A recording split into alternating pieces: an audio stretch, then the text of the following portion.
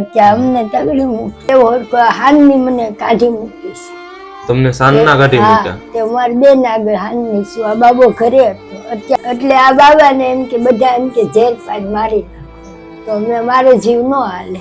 ના ના મારી એવું તો ના ના ના, હવે એવડો મોટો કર્યો ને માનો જીવ હાલે નો હાલે મારી.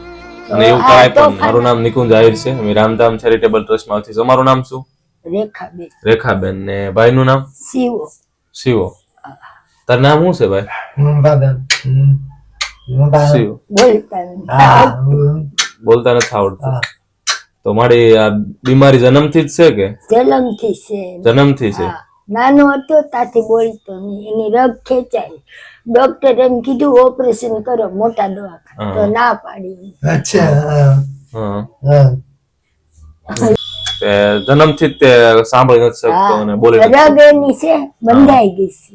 તે ડોક્ટર એમ કીધું ઓપરેશન કરવું પડશે. તો તમે શું અત્યારે દવા હાલે છે. એટલે આ બાબાને એમ કે બધા એમ કે ઝેર પાડ મારી નાખો, તો મેં મારો જીવ ન હાલે. ના ના મારી એવું તો ના ના, હવે એવડો મોટો કર્યો ને માનો જીવ હાલે નો હાલે મારી. અને એવું કાંઈ પણ તોફાન આવું કરે ને કે મગજ ઓલો છે તે દવા મોટા દવાખાને. બીજા બધા તમારા આડોશી પડોશી વાળા એવું કઈ કારણે મારી નાખો એમ? તો મારો આત્મા બળે. તે તમારો દીકરો એમ કે હા જીવ બળે મારો. તમારો દીકરો નથી રાખતો મારી તમને? ના ના નથી રાખતો. એવો હાનની મને કાઢી મૂકી છે. તમને સાંજના કાઢી મૂક્યા? તે મારી બેન આગળ હાનની છું. આ બાબો ઘરે હતો અત્યારે એને મેળે આવ્યો. એવું છે? હા ના મારી એની મેળે આવ્યો. ના મારી સમજી શકી છે કેવું દુઃખ પોતાના રાત્રિના સાંજના સમય કાઢી મૂકે એટલે પછી એવું છે. ઇનસાઇડ બે ત્રણ ઘરના કામ કરું છું. બે ત્રણ ઘરના કામ કરો તમે? દાળ શાક ને એવું આની હાટુ લઈને ખવડાવી. હા તો મારી તમારી ઉંમર કેટલી છે? ઉંમર ની ન ખબર. ઉંમર નથી ખબર તમને? હા ભણ્યા ન હોય ને. ના આશી વાત છે મારી. તો દાદા શું કરતા પેલા? દાદા કડિયા કામ કરતા ને નકરું પી જતા, રળીને દીધું જ નથી. દાદા દારૂ પીતા? હા રળીને કાંઈ આપ્યું નથી, બધું હાથે ખાધું. તો તમે છોકરા તમારી મહેનત ઉપર જ મોટા કર્યા? હા અત્યારે અમને તગડી મૂકી આની હિસાબે. જે છોકરાને તમે મોટા કર્યા ઈ છોકરા અત્યારે તમને તગડી મૂકે છે. ના ના આશી વાત છે. આ બાબો બોલતો નથી ને અને નકરું ખાવા જોવે ને એવું જોવે કાઢું મારે. ના ના આશી વાત છે. આવડા આવી જાય મને. ના ના મારી તમે રડોમાં. અમે તમારા દીકરા સમાન નથી. તમારે આને ઈ રામાયણ થાય ઘરે ઘરે બાબા બહુ આગળ એવી રામાયણ થાય. તમારા છોકરા જોડે ઈ રોટલા હરખા જમવાનો દે ને એવું ન દેતા, ચીવ પાડીને એમ કે દઈ દે જોર કરે બાટું હાટું એવું કરે. એવું છે, બીજી કઈ તકલીફ નથી. હું મકાન ભાડે લેવા આવીશું. ત્યાં બેન ને કીધું કા કેટલામાં મકાન અપાવી દે તો અમે રળી ખાઈ, એને ભેગું નથી રહી. ઠીક. તમને અત્યારમાં ગાંઠી મૂક્યા હતા, તમે મકાન ભાડે રાખવા? હા ભાડે લેવા.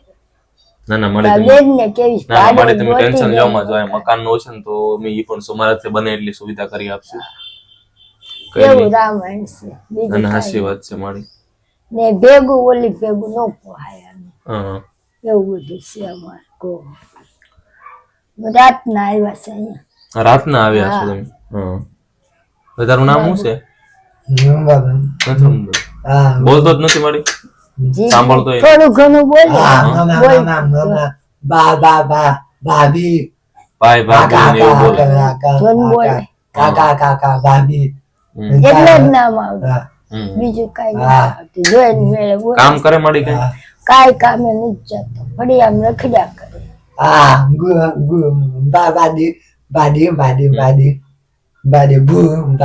ડુંગરા જોઈતી હોય એમ કે પાણી અંબાવું. હું આખો દી કામે ફળિયામાં કામ કર્યા કરે, ખાધા કરે ફળિયા વાળા દીધા. તમે મતલબ કચરા પોતા કરો, હાઉસકીપિંગ કરવા જાવ, એમાં જે પૈસા આવે એમાં લઈ તમે તમારા છોકરાને પૂરું કર્યું. ના કેટલો પગાર છે મારી? એક એક ટાઈમ ના વાસણ કરું, 400 દે. 400 રૂપિયા દે એક એક ટાઈમ ના વાસણ કરવા? ના ના આશી વાત છે મારી. અત્યારમાં કઈ નહીં, જાજા આવી ઠંડી ના કામ ન કરું. ના ના અત્યારમાં મારી ઉંમર થઈ ગઈ છે એટલે જાજુ કામ થાય નહીં ને. કઈ નહીં મારી.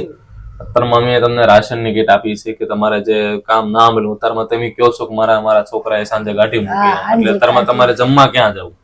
એટલે અત્યારમાં મેં રાશન ની કીટ આપી છે. જમવા ક્યાં જવું, રેવું ક્યાં? રહેવું ક્યાં, જમવા ક્યાં જવું? હા બધે વાંધો છે એટલે સાચી તો વાત છે, આપણે મૂંઝાઈ ગયા હોય. ના ના માડી મુંજાતા નહીં, અમે બેઠા ને. ભાઈ નહીં. ના ના સાચી વાત છે માડી. માડીની પરિસ્થિતિ તમે જોઈ છે, આપણે વિડીયોમાં આગળ તમે જોઈ એ પ્રમાણે માડીને કાલે જ માડી કે તમારા છોકરાએ કાલ આવ્યા છે. માડીને કાલે એના પોતાના જણેલા છોકરાએ કાઢી મૂક્યા છે સાંજના સમયે. ત્યાંથી માડી એના બેનની ઘરે આવ્યા છે અને એના બેન પણ વિધવા છે.